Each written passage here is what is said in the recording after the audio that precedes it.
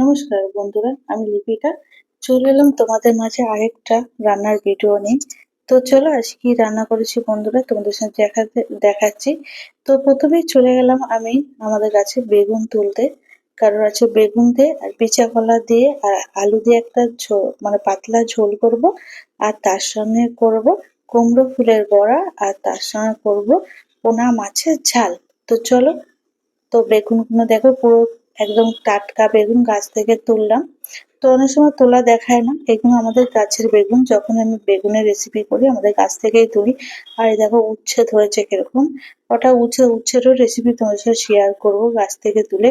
তারপরে কুমড়ো ফুল তুলতে চলে গেলাম, অনেকগুলো কুমড়ো ফুল হয়েছে, তাই তুলবো। প্রতিদিন অনেকগুলো মানে 10-12টা করে আমাদের কুমড়ো ফুল হয় অনেক সব বাচ্চারা। আর টমেটো গুলো দেখো স্তরে স্তরে হয়ে রয়েছে, টমেটো গুলো অনেক ধরেছে, ছোট বড় অনেক। আর এই কাঁচা টমেটো পোড়া কিন্তু খেতে কিন্তু দারুণ লাগে।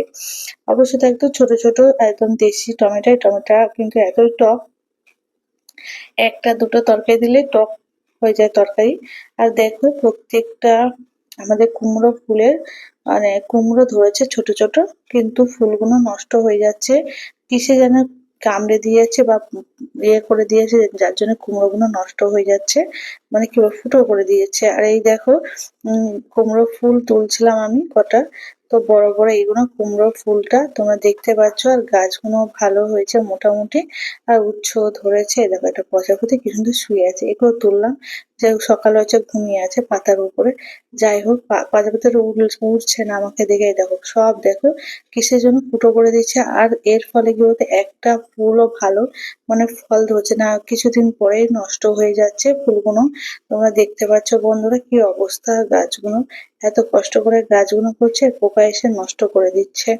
তারপরে চলে গেলাম আমি কুমড়ো ফুল তুলে। আর কুমড়ো গাছটা না খুব ভালো জাতের, যদি কুমড়ো ধরে বড় বড়ই কুমড়ো হবে, যেটা মনে হচ্ছে ফুলটা দেখে। ফুলগুলো অনেক বড় বড় হয়।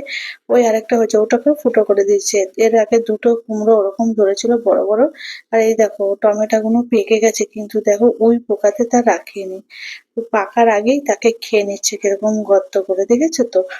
তো কিছু করার নেই, ওদেরকে তো আর মানা করা যায় না, কত ওষুধ দেবে তুমি, তবু তোমার নষ্ট করে দিতে। তারপরে দু একটা আরেকটা পেলাম, সেটা আমি নিয়ে নিলাম। নিয়ে এবার বাড়ির দিকে চললাম আমি রান্না করব। আর আমাদের বিচা কলা, তোমরা বিচা কলা জানো তো, যে কলার মধ্যে দানা হয়, সেই কলাই আমাদের নিয়ে এসছে। আর এখানে আমাদের কিছু কিছু লঙ্কা গাছও লাগানো, ফুলও এসেছে কত সুন্দর।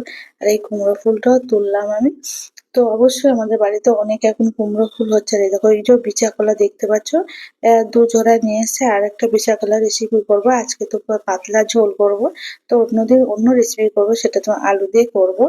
আর এখন এই নতুন আলুগুলো খোসা না বেশি ছাড়ালে বেশি ভালো লাগে। আর এই বেগুন কেটে নিয়েছি, সবকিছু কেটে হলুদ জলের মধ্যে আমি রেখে দিচ্ছিলাম। আর যে কেটে নিয়েছি মশলা, পেঁয়াজ, রসুন, আদা, জিরে সব দিয়ে রান্না করবো। প্রথমে তেল গরম করতে দিলাম কড়াইতে, তারপরে মাছগুলোকে ভাজতে বসিয়ে দিলাম। এগুলো পোনা মাছ, মাছটা কিন্তু পুকুরের মাছ, খেতে কিন্তু দারুণ। তো এই মাছের ঝাল করব বলে আর ওটা ঝোল করবো। এই দেখো ফুলগুলো ভাজা হয়ে গেল, এদিকে আমার ফুলগুলো লাল লাল করে ভেজে মাছগুলোকে তুলে নিয়ে বেসনটা বেটার তৈরি করে ফুলগুলোকে দিয়ে দিলাম। তো ফুলের রেসিপি অনেক করে দেখেছি, কিন্তু কি রান্না করেছি সেটা তোমার সাথে শেয়ার করলাম। এরকম ফুলগুলোকে ডাটা শুধু খুব ভালো লাগে, আমার ছেলে খুব পছন্দ করে কুমড়ো ফুলের বড়া। ও বললো মা আমাকে দুটো কুমড়ো ফুল ভাজা, সেই তেলটা যেটা বেঁচেছে তার মধ্যে আমি কলা আলু বেগুন গুলোকে ভেজে নিলাম। আর বাচ্চাগুলো এরকম একটু ডাঁটা শুদ্ধ দিলে খেতেও পছন্দ করে। তো আমার এদিকে ভাজা হয়ে গেছিল, এর মধ্যে সামান্য নুন দিয়ে ভেজেছি কারণ হলুদ দিনই লেগে যাওয়ার ভয়ে। আর এদিকে তো মশলা দেখো আমি নিলাম, আদা জিরে আর রসুন, এই দিয়ে আমি কলার সবজিটা করব। আর মাছের ঝালটা করবো এই মশলা দিয়ে, কম মশলায় আর কম তেলেই রান্নাটা আমি সবসময় চেষ্টা করি করার।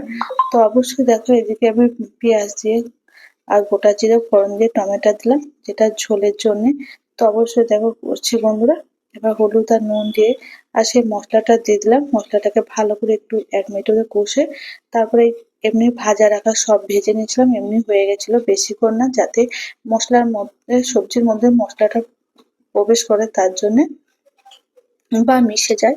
ততক্ষণ অব্দি কষবে একটু, তারপর জল দিলাম। এই দেখো হয়ে গেল পাতলা ঝোল। এই গরমের সময় একদম সুস্বাস্থ্য স্বাস্থ্যকর খাবার, পেটও ভালো থাকবে। আর কলা খেলে তো জানো শরীরের পক্ষে অনেক উপকার। আর বিচা কলা কিন্তু দারুণ, অনেক ক্যালসিয়াম থাকে। অবশ্যই বিচা কলার ঝোল বা ঝাল খাবে, ভালো লাগবে। আর এদিকে মাছের ঝাল, এর জন্য এদিকে ছেলেকে স্কুলে নিয়ে যাবো তাড়াহুড়ো করছিলাম, এদিকে তাড়াতাড়ি রান্না করছিলাম।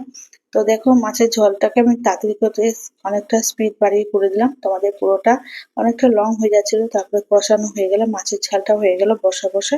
তাহলে আজকে আমার রেসিপি এই। আর আমার রান্নাগুলো কেমন হয়েছে অবশ্যই কমেন্ট করে বলো। যদি ভালো লাগে অবশ্যই লাইক কমেন্ট শেয়ার করো। ভিডিওটা দেখার জন্য তোমাদের অসংখ্য ধন্যবাদ। বাই বাই, টাটা, আবার দেখো।